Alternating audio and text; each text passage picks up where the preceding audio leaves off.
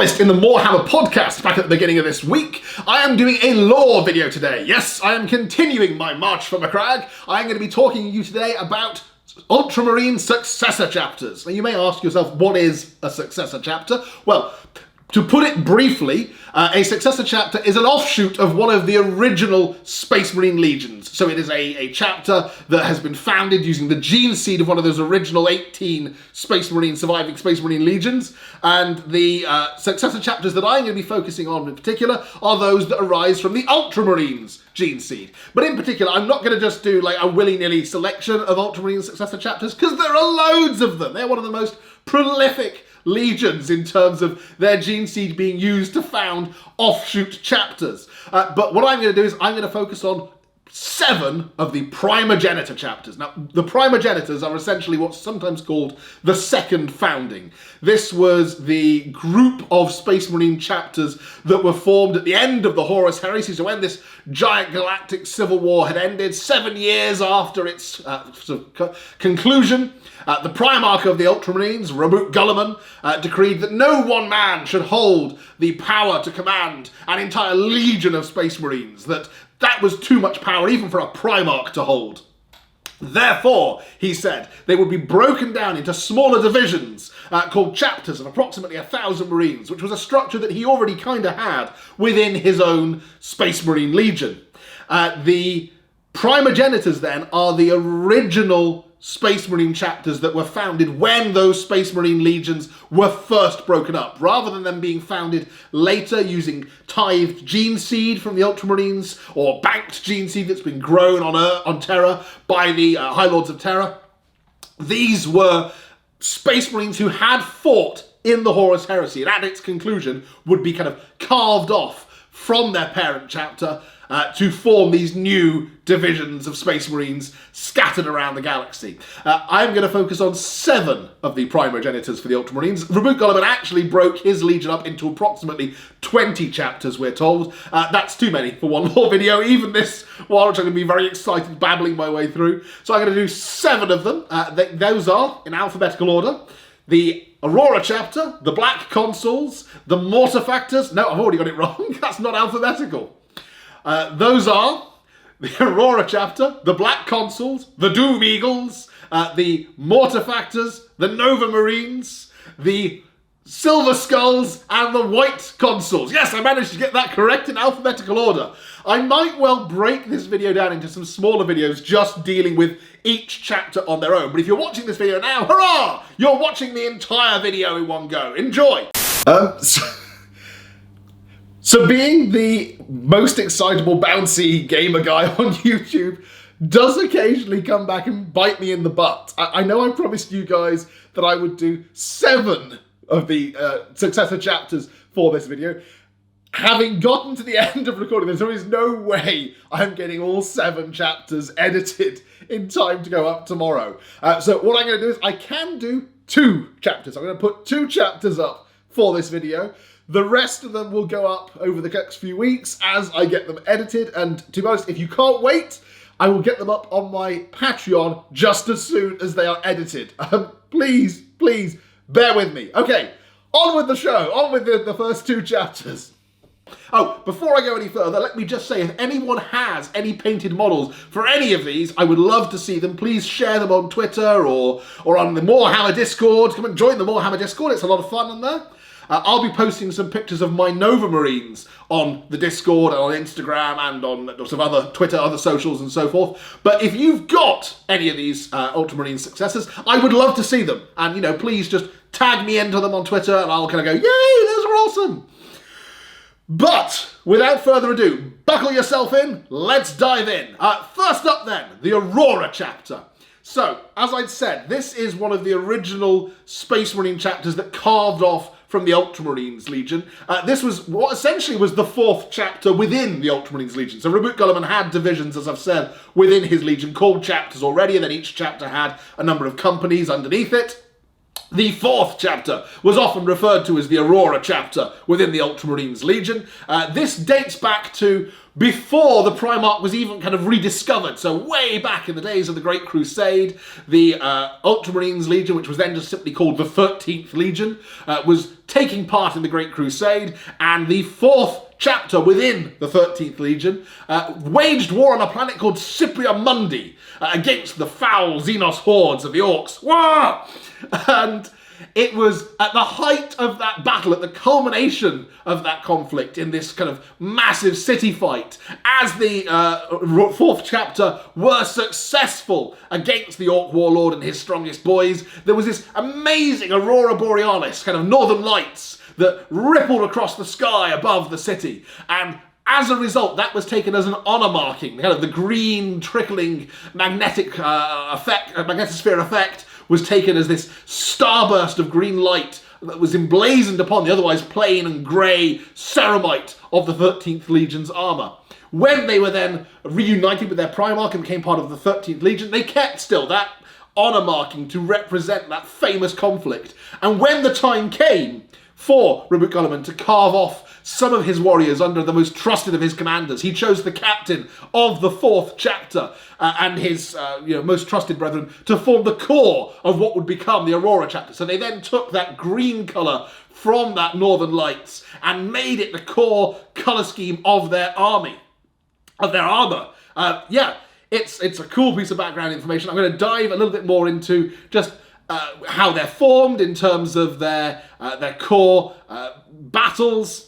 One of the things that's worth noting about the Aurora chapter then is that the 4th chapter of the Ultramarines was in particular kind of an armoured spearhead type force. So it was one that had a greater than normal number of Land Raider assault tanks, Predator battle tanks, Vindicator siege tanks. All of these kind of line attack tanks were part and parcel of the combat strategy of the 4th chapter, and that's carried on even today into the 41st millennium in the way in which the Aurora chapter wage war. If you wanted to represent them on a tabletop, it's eminently doable, simply using one of kind of the armoured spearhead style data sheets to form kind of the core rules of your army. That would be a really cool way of doing it.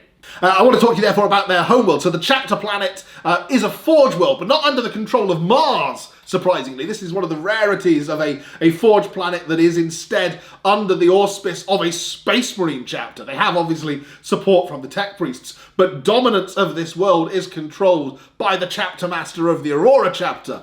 And it makes eminent sense for a chapter that is particularly focused on bringing mainline battle tanks into the front lines and staging, massive tank battles, for them to have the support of not only the ability to draw the most hardy sort of survivors of the Forge world as the kind of inductees for their new recruits, but also to have that constant supply of rhinos and predators and land raiders pouring off the production line from the world of Firestorm. There are loads of noteworthy battles that the Aurora chapter has taken place in, but there's one in particular that I want to pick out. As I've mentioned already, the battle on Cypria Mundi, that defines them in a way, because that, of course, is where their colour scheme and their name comes from. But there's one in particular that I want to bring up. That is known as the Yukari Insurrection. So this happened about, it was the 41st millennium, year 330, so 330 years into the 41st millennium. The Aurora chapter, main strength of it, was dispatched to put down a chaos uprising on the planet Yukari. At the same time, a brother chapter, a cousin chapter, that also descended from the Ultramarines was dispatched to take part. That is the Imperial Spears, the Emperor's Spears. This was a chapter that was created by Aaron Dansky-Bowden in a brilliant book. If you haven't read it, it's well worth a read. But they're a very different character in their way that they approach war compared to the Aurora chapter. They're not as old either. We don't know quite when they were founded, but compared to the Aurora chapter, which has obviously its lineage going all the way back to the days of the 13th Legion, they are a much newer and younger-blooded style of chapter. This is very clear then when the two of them wage war together on the planet during this conflict. The Aurora chapter set up in line with the Codex Astartes. They set up a slow and organised ground assault using mass armoured strikes and very careful and methodical planning, slowly tightening a noose of armour around the Chaos Forces. The Emperor's Spears, in a typically hot-headed fashion, stage an immediate orbital strike right into the heart of the conflict, ignoring kind of the advice of their cousin chapter to follow the edicts of the Codex Astartes and maintain discipline. Instead, they perform a surgical strike, decapitate the Chaos Commander and eviscerate his kind of, core HQ. And then, having done that, the captain of the Emperor's Spears voxes back to the commander of the Aurora Chapters force, still with kind of the Chaos Warlord's bleeding skull mounted on his shoulder guard, and essentially says, well, we've done all the hard work, so we'll take the honor in this. You can go now. Thank you very much. Well, not even thank you, just bye. And this causes a huge upset between the two chapters. They almost kind of come to blows, and in the end they have to call in mediators from the Ultramarines chapter. This is something I love, and researching this topic, this is a point that came up more times than I would have expected it to, that the Ultramarines are called in to kind of mediate between their wayward sons. But so a mediation bureaucracy force is called in from Macragge to discuss exactly who's in the right in this matter, and essentially kind of pat them both on the head and go, yes, you're both right. Here, have a cookie. Let's all play nice. Now shake hands like jolly good fellows, and decree that both of you can put the victory on your banners as a noteworthy victory of your forces. There, see, everybody's happy now. It turns out, no, although the Aurora chapter were grudgingly happy, the Emperor's Spears essentially rage quit, threw a big hissy fit, and went, no, that's it. I'm never setting foot in this restaurant again. I'm never going to Macragge again.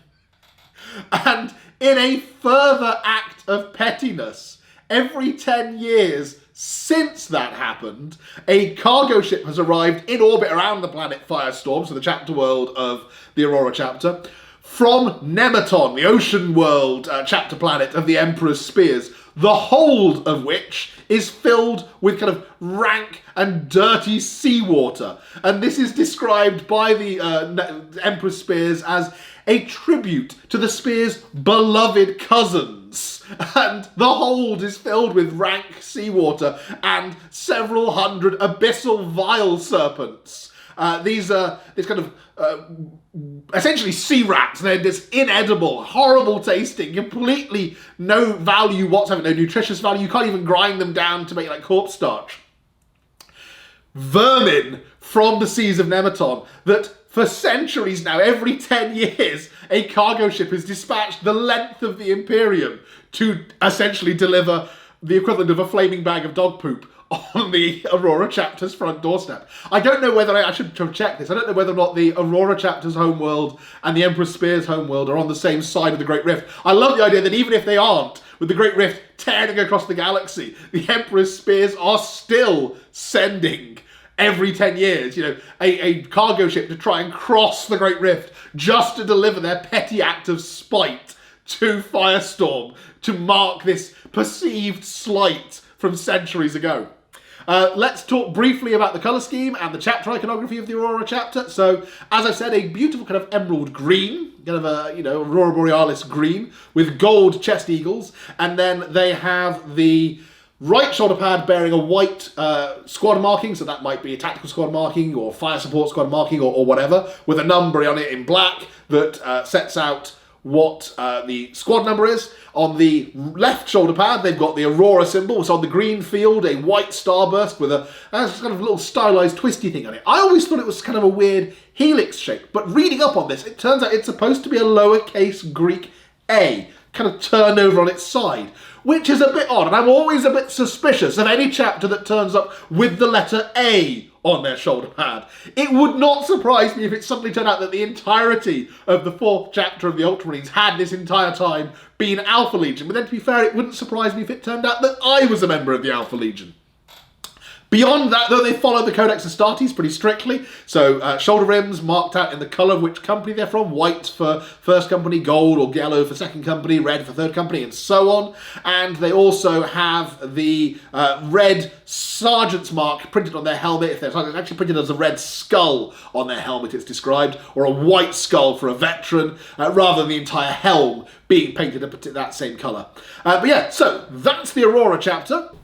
Let's turn then to the Black Consuls chapter. So One thing I'll mention here is when I talk about the White Consuls chapter towards the end of this video, you'll note that there's a very distinctive change to the way in which that chapter's hierarchy is organised, and even the role that that chapter fulfills. There is nothing in the background to suggest that the Black Consuls have the same quirks. So, for example, they don't have two chapter masters in the same way that the White Consuls do, nor is there anything that suggests that they engage in the same kind of diplomatic duties that the White Consuls were famous for. Nonetheless, the presence of consul in their chapter name suggests that maybe they do still have that same kind of political element to their role, if nothing else. They are, however, also described in the background as being one of the 20 Astartes Praeses chapters. So essentially this was an order of 20 chapters at the founding, at the second founding, that were organised to guard the Eye of Terror. And it may well be that their role as guard dogs essentially prevented them from having that same diplomatic duty. Like the Aurora chapter, they were founded from the elements of one of the chapters from the Ultramarines Legion. They are what is left of the 77th chapter of the Ultramarines Legion, and the captain of that chapter was their first chapter master. He was known as Arius Cordos, and he's sometimes known as the Bane of Lorgar, specifically because throughout the Scouring, that 7-year period after the Horus Heresy, when the Space Marines essentially drove the traitor legions into the Eye of Terror and pushed them out of the greater galaxy, the Black Consuls were at the forefront of kind of the Ultramarines Legion in doing that. And I suppose from that point of view, it makes sense for them then to be one of the chapters that was tasked with guarding the Eye of Terror. But beyond that, they are noted to still be very kind of pious, that despite the fact the Eye of Terror is on almost the opposite side of the galaxy from Macragge, they are regular presence on Macragge, acting as kind of counsellors to the chapter masters of the Ultramarines. And they're very good. There's a clear bond between the kind of the parent chapter and the successor chapter in that regard. They were originally a fleet-based chapter. They had a space-born fortress monastery known as the Noctis Obscurum, but that was destroyed early in the 40th millennium, so the kind of millennium before the one that we're in now, by a massed force of Drukhari. And as a result of the destruction of their fortress monastery, the Black Consuls relocated to a planet-side chapter fortress on the planet of Cyclopia in the Calixis sector. This is something that ties into kind of some of the background that arises from the Dark Heresy role-playing game series that were released in the early thousands and through into the kind of early teens. But before they did that, there was kind of this 300-year-long crusade by the Black Consuls chapter against the Drukhari, where they basically cleared out 15 star systems of any Eldar presence whatsoever, and even attacked a webway portal and collapsed that section of the galaxy's trunk of the webway. I mean, that's serious. You came over here and set fire to our house, we trashed part of the galaxy. But the Black Consuls' last recorded action is in the Siege of Godeth Hive. This is in M41455. And this is kind of one of these things of successor chapters of the Ultramarines are always fair game for the kind of the background writers and the Black Library authors when it comes to who shall we have targeted by the forces of chaos today? Well, let's have it be the Ultramarines, because there always seems to be, you know, the arch enemies of the Word Bearers and the World Eaters and the Emperor's Children and the Alpha Legion and basically everybody. But this is known as the Siege of Godeth Hive, where the majority, if not all, of the Black Consuls chapter was deployed against a task force of Word Bearers and Iron Warriors, Traitor Marines. And in the end, sappers from the Iron Warriors Traitor Legion detonated the Hive's nuclear stack, vaporizing the Hive and basically most of the continent. And unfortunately, along with it, a huge chunk of the Black Consuls chapter, to the point where they were basically considered to have been eradicated and were marked off as dead on the Roll of Terror. In actual fact, the kind of Death Watch role-playing supplements that were published at around that time set out that an element of the 4th Company of the Black Consuls was actually on active service in the Jericho Reach at that time as part of a crusade force. So there was an element of the Black Consuls that were still alive, and it suggested that when they got word that the bulk of their chapter had been wiped out in this way, they dispatched a single warrior back from the Crusade back to Terra to try and find out if this was true. So this single warrior was sent back to Terra whilst they carried on carrying out their duty to the Crusade. And even though 250 years passed and no word came back to them, they continued to carry on their duties as part of the Crusade, repairing their numbers where possible and holding the line. At the point that the Indomitus Crusade was launched, then when the Primarch Gulliman returned, a huge part of the kind of new Space Marines that had been, the Primaris Marines that had been developed by Belisarius Cawl, were sent to replace the lost numbers of the Black Consuls chapter. And that's why it's suggested that now the vast majority of the Black Consuls chapter, at least, are Primaris in nature. They got a complete resupply in that regard, and kind of those new Primaris warriors who survived were inducted in under the last few surviving Firstborn Marines from that fourth company, and that's why the majority of the Black Consuls now wear Primaris armour and kind of ride around on the Primaris gear. I mean, it's a very obvious and useful way for Games Workshop to go, hey look, here's an excuse to do a Primaris army if you were looking for one. And why not? If you were if you're someone who really likes the Primaris models, it's a lovely colour scheme, it's a cool background to the army, there is no reason not to do that. I mentioned the colour scheme. Their colour scheme is, as you might guess, it's black armour. The Aquila on their chest is picked out in gold, and then on the right shoulder pad, they pick out the different kind of squad markings, so battle line or close support or fire support, in a white symbol with a number in the middle of it to mark out their squad number. And then the left shoulder pad has a stylized kind of hawk's head, and it's picked out in white. They follow very much the Codex Astartes, so they have the shoulder rims marked out in the colour of the company, so white shoulder rims for the first company, gold for the second, red for the third, and so on. And they follow the same kind of tradition as the Codex Astartes, so red helmets for sergeants, whites for veterans. Okay, so that was the first two successor chapters. As I promised, I will be doing the rest of them over the next few weeks, and if you can't wait, keep an eye on my Patreon, because as soon as I've got them edited, I will be throwing them up on there. If you have got any of the successor chapters I've mentioned painted up, I would love to see pictures. Share with them, please, me on social media. Join them on the Morehammer Discord channel, or, put them up on Twitter and just tag me in, and I'll pop up and go excitedly, wow, that's awesome, and generally just enjoy looking at them. I will be back next week with more of these successor chapters, and I will also be back at the beginning of next week with another episode of the Morehammer podcast, so make sure you keep an eye out for that. As ever, in the meantime, thank you very much for watching, and I will catch you next time. Bye for now.